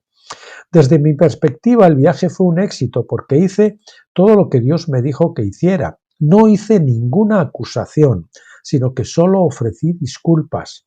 Cuando los dejé, estaba satisfecho y alegre en mi corazón. Usted muchas veces sabe que a una persona le ha ofendido y le ha herido. Y usted pone excusas y dice, bueno, él me tiene que pedir también perdón a mí, él me tiene que tal, no sé qué, no, y tú también me hiciste, no, el Señor nos manda a pedir perdón por lo que nosotros hemos hecho. Y dejemos en manos de Dios que el Señor toque a la otra persona si es que realmente tiene que hacerlo, porque a veces no lo tiene que hacer. Desde mi perspectiva, el viaje fue un éxito porque hice todo lo que Dios me dijo que hiciera, no hice ninguna acusación, como dice, y bueno, volvió gozoso, ¿no? Desgraciadamente, la reconciliación parecía beneficiarme más a mí que a la mayoría de ellos, pero yo sabía que había sido obediente y había hecho todo lo que estaba en mi mano, ¿eh? Había sido obediente, esto es lo importante, que usted sea obediente, que yo sea obediente. Bien, ahora podía echarme adelante hacia un nuevo mundo que Dios me había abierto. Llegué a casa alrededor de la medianoche del 8 al 9 de abril de 1983, precisamente 76 días después de movernos a Arkansas y precisamente 490 días después que yo había renunciado a la iglesia en Nuevo México. Estaba ahora en tiempo bendito y podía comenzar una nueva vida. El lugar espacioso que viene después del camino estrecho, viene un lugar espacioso. Y ese lugar espacioso va creciendo. Puede que vengan más cuellos de botella, sobre todo si somos díscolos todavía en algún área. Volvemos a meter la pata, pero después salimos otra vez a otro lugar más espacioso todavía. De la vida, la luz de la senda del justo es como la luz de la aurora que va en aumento hasta que el día es perfecto y por tanto conforme prospera nuestra alma empezamos ahora sí a ser prosperados externamente cada vez más a medida que eso ya lo podemos sobrellevar y no nos va a hacer daño, no nos va a dañar y sabemos además que viene de Dios y sabemos que a mí que es lo que Dios nos da, si quiere nos lo puede retirar o puede decir que se lo demos a otro y tenemos que estar dispuestos a hacerlo. Las lecciones aprendidas. Bien, cuando Dios probó mi fe, no pasé la prueba, ¿verdad? Como, no, Señor, como uno de mis jornaleros, dimito, ya me olvido de todo lo que me has hablado, de tus promesas y todo. Pero dice, solo morí, no pasé la prueba, solo morí. Y es lo que quiere el Señor, llevarnos a muerte. Como el Espíritu Santo viene para llevarnos al hoyo. Toda mi propia fe se quemó en la prueba ardiente y todo lo que permaneció fue su palabra y la fe de Jesús. Lo que permaneció fue su palabra y la fe de Jesús.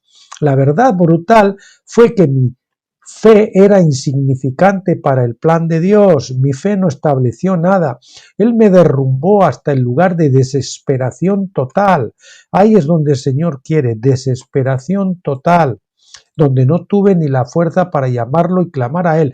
Yo suelo decir el cul de sac, como dicen los franceses, el final del callejón sin salida. Usted ya no puede ir allí, no puede echar ni adelante ni atrás a ningún sitio. Está completamente atrapado y no tiene a dónde recurrir, no tiene ningún recurso. El Señor le ha cortado todo auxilio que no sea sobrenatural, que no sea humano. Bien, Él me derrumbó hasta el lugar de desesperación total donde no tuve ni la fuerza para llamarlo y clamar a Él. Se establecieron todas sus promesas para mí puramente en la fuerza de su palabra, sin tener en cuenta lo que yo hice, sin tener en cuenta mi fe y sin tener en cuenta mis demandas. Todo lo que Él requirió de mí fue que yo muriera y me quitara de en medio. Lo que Él me dijo, Señor, les conté antes, ya era hora. Ahora quítate de en medio y déjame hacer a mí. Esas son palabras literales, que yo las sentía así, casi como si fueran audibles. No fueran audibles, pero con esa claridad. Ya era hora. Quítate de en medio y déjame hacer a mí. Él hizo todas las cosas por el consejo de su voluntad. ¿Cuánto nos cuesta quitar las manos? Y siempre que las metemos, ¿verdad que usted cuántas veces ha abortado el milagro de Dios y tiene que volver a empezar? Pues va a llegar un momento en que el Señor, hasta en su gracia, le va a quitar toda posibilidad de meter su mano. Es decir, va a ser, usted es que no va a meter porque es que no puede. Él hizo todas las cosas por el consejo de su propia voluntad, Efesios 1:11. No puedo tener ninguna jactancia de fe, solo puedo alardear de la grandeza y el amor de Dios. Me volví una nueva persona, una nueva criatura en Cristo por experiencia, no solo por doctrina. Vine a comprender que yo no estoy aquí para manifestar mi fe, sino simplemente para testificar de las obras de Dios, las que yo veo y oigo. Más que nada, sé ahora por dura experiencia que Romanos 8:28 es verdad y sabemos que Dios hace todas las cosas, que todas las cosas ayuden para bien a los que le aman, esto es, a los que son llamados conforme a su propósito. Es el versículo que le gusta más a mi esposa. Y es así, ¿eh? Tú después dirás que todo, por eso lo que pasó, a medida que vayan sanando sus heridas, a medida que la luz de la aurora va creciendo, te darás cuenta. Y dirá, Señor, todo esto fue para mi bien. Y empezará ya no a quererle agarrar al Señor por el cuello y a estrujarle, sino a amarle y a darse cuenta, Señor, necesitaba esto. Porque eso ha cambiado mi vida. Porque eso me ha llevado a experimentar realmente esa vida de resurrección, de rendición en que tú haces todo. Yo no hago nada exclusivamente, solo lo que tú me dices que haga. O solo lo que veo que tú haces y me dices que eso lo tengo que hacer yo. Había creído y enseñado esta escritura durante muchos años antes que Dios la usara en mí, para ver si realmente podría creer su palabra en medio de la prueba ardiente. En el calor de la prueba, el 23 de octubre de 1982, hice un descubrimiento interesante. En mi mente ya no podía creer su palabra y por esta razón escribí, yo dimito. Nota del traductor, ceso, desisto, claudico, me quedo quieto. Salmo 46:10, ver mi nota anterior. Es como decía aquel héroe de la resistencia francesa que estaba en el calabozo, dice que cuando besó las cadenas, recuperó su libertad. Es decir, su libertad interior y estuvo gozo incluso en la cárcel. Cuando besó las cadenas, cuando abrazas la prueba, cuando besas la prueba, ahí viene la liberación. Aún así, en lo profundo de los huecos de mi espíritu siempre supe que Dios seguramente obraría el bien para mí de todas las cosas. Hubo fe en mi espíritu cuando toda la fe hecha por la naturaleza del hombre había desaparecido de mi alma y mente carnal. Aprendí una muy valiosa lección a través de esto. La fe no es un estado de la mente, es un estado del espíritu. La mente solo trata con persuasiones. El espíritu es la casa de la fe. Yo sé que el apóstol Pablo también experimentó muchas pruebas de su fe y por esta razón él pudo escribir en Romanos 7:17, yo sé que en mí, a saber, en mi carne no mora en pie. Yo suelo citar Romanos 7:1 que dice, miserable de mí, ¿quién me librará de este cuerpo de muerte? Y luego que dice, gracias doy a Dios por Jesucristo. Es el que nos libra. Quizás la lección más notable que aprendí de esto fue que la prueba de nuestra fe se nos da no para probarnos virtuosos y fieles, sino para probar exponer que nuestra carne no mora cosa buena, que nuestro corazón es perverso más que todas las cosas. ¿Quién lo conocerá? ¿Quién me librará de este cuerpo de muerte miserable de mí? Es para mostrarnos las limitaciones de la carne, no su fuerza ante Dios. Mi carne con sus persuasiones carnales era bastante fuerte y por eso le costó cerca de 1 año para morirse. Pero cuando finalmente dejé de luchar y morí, entonces Dios me levantó como una nueva creación en Él. Él dice 1 año para morir, que fue ese tiempo de la prueba final, digamos, ¿eh? Es lo que yo llamo de Getsemaní a la resurrección, ¿no? En el prendimiento, Getsemaní, todo eso, la pasión, la muerte, la sepultura, la resurrección, pero para mí es todo Pentecostés. Para mí fueron 9 años de pruebas intensas y sobre todo esta del final, ¿no? Del final de Pentecostés. Sin embargo, esta resurrección fue solo el principio y es así, la aurora. Había muchas más lecciones cruciales que yo tendría que aprender todavía. La revelación de José sobre estar en el calabozo durante 12 meses solo era aplicable a aquel primer año. Todavía tendría un cumplimiento a largo plazo de 12 años que no cesaría hasta el fin de la era de la Iglesia. Y eso fueron para mí mis 11 años en remar, en el ministerio, de remar. Y a ver, tiene un pequeño comenzar del ministerio por mi cuenta y tal, después de que salí de la denominación de Salem. Pero luego a un hermano discípulo mío, un hijo espiritual mío y a mí, el Señor nos llevó a otra prueba para que llevarlo él también a las pruebas de resurrección y después de ahí nos llevó y ahí estuve pues eso 11 años en remar con ese otro año, ya 12 años y después el Señor ha traído otra crisis, después tuvo otra vez la última época, otros 12 años con mi esposa y eso nos llevó a una prueba también que nos trajo luego aquí al apartamento, que fue la bendición después de eso y así, ¿no? Bien, todavía tendría un cumplimiento a largo plazo de 12 años que no cesaría hasta el final de la era de la Iglesia, de 1981 a 1993.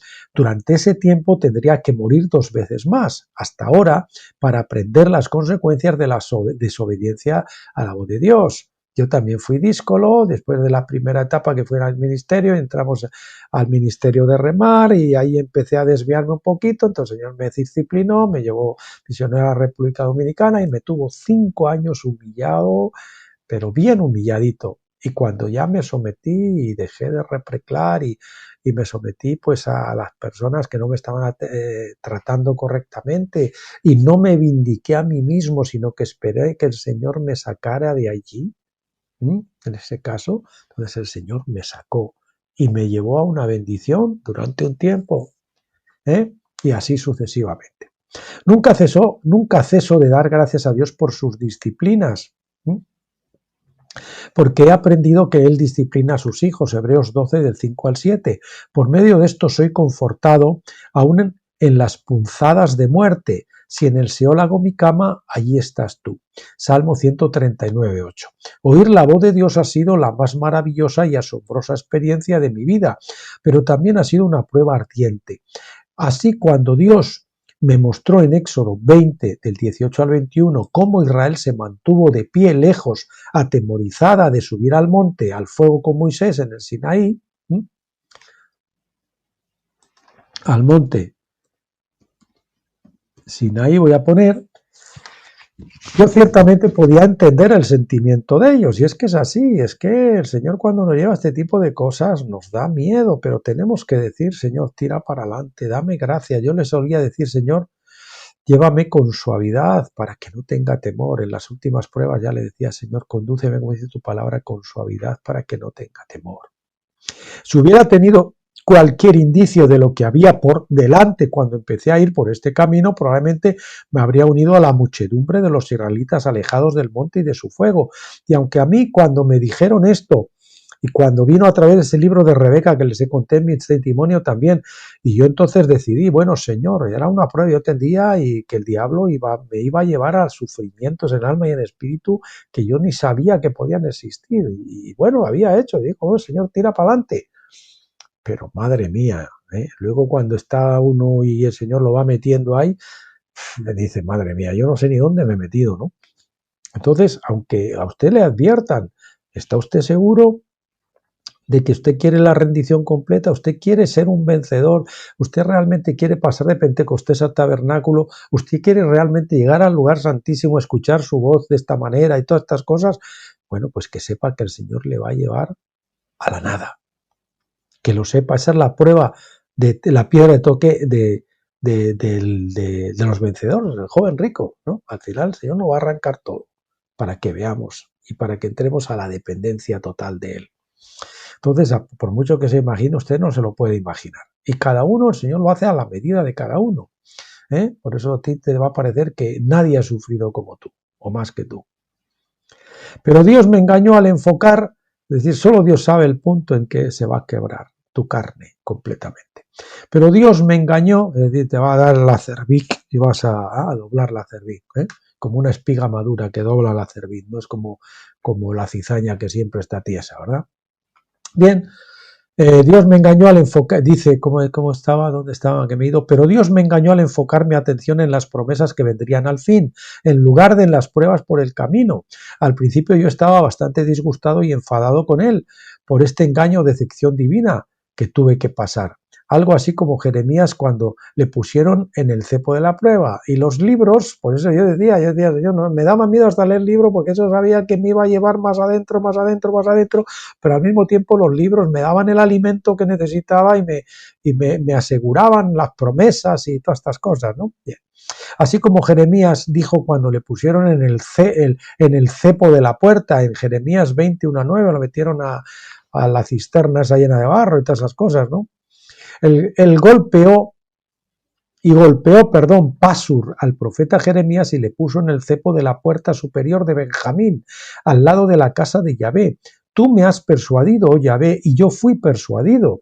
Fuiste más fuerte que yo y has prevalecido. Es decir, Dios te enamora y luego te dice, ven. Ay, madre mía. Todo el día, recuérdense cantar de lo cantar, es aquella que sale y después si se va el esposo la cela y luego se va. ¿Por qué? Porque se te está diciendo, ven.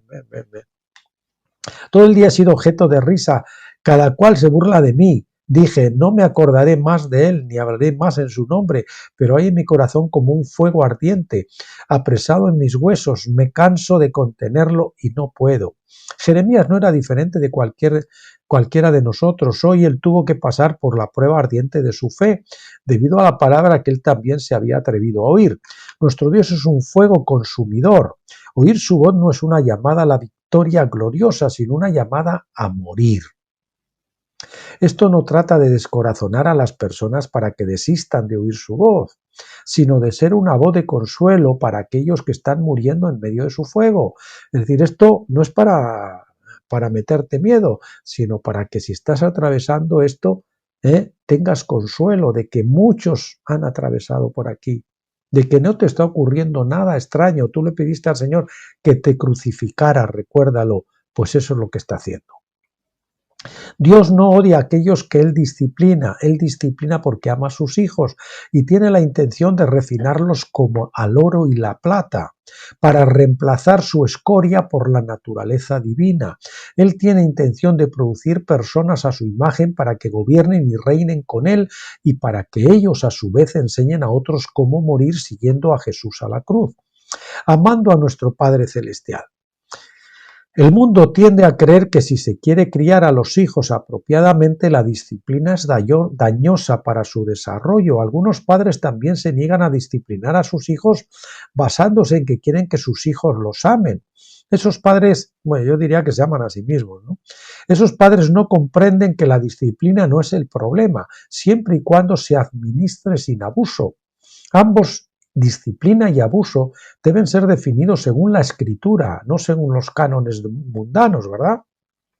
Esto está fuera del alcance de nuestro estudio presente, claro, pero nosotros queremos apuntar que la mayoría de los hijos que aman a sus padres son aquellos hijos que fueron disciplinados apropiadamente por ellos en su vida temprana. Quizás ahora se resientan un poquito al momento, pero cuando vean, gracias que mi padre me hizo esto, gracias que mi padre me dijo aquello, gracias que me llevó por acá. Es lo mismo que en nuestra relación con nuestro Padre Celestial, aunque las disciplinas de Dios puedan ser a menudo bastante severas, haciéndonos querer huir de Él al final, y he puesto ahí una nota, al ver en nosotros el fruto apacible de justicia, como nos dice Hebreos 12:11, eso produce un fruto apacible. ¿Qué es el fruto apacible de justicia?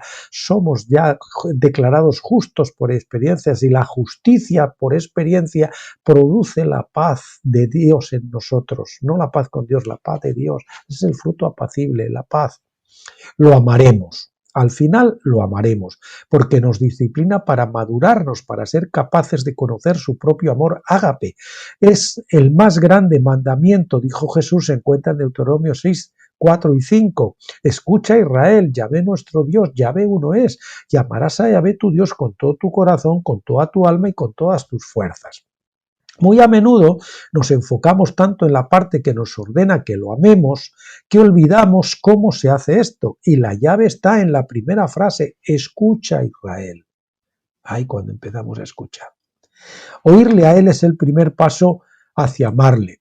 Primero nosotros oímos y esto produce la fe. Segundo, esa fe es probada por el fuego, para que la fe sea pura y no dependa de nuestra ninguna carne humana, y no dependa de ninguna carne humana o entendimiento humano. Tal comprobación produce paciencia o perseverancia. Solo entonces nosotros recibimos las promesas. Hebreos 6 nos dice, a fin de que no seáis perezosos, sino imitadores de los que por la fe y la paciencia heredan las promesas.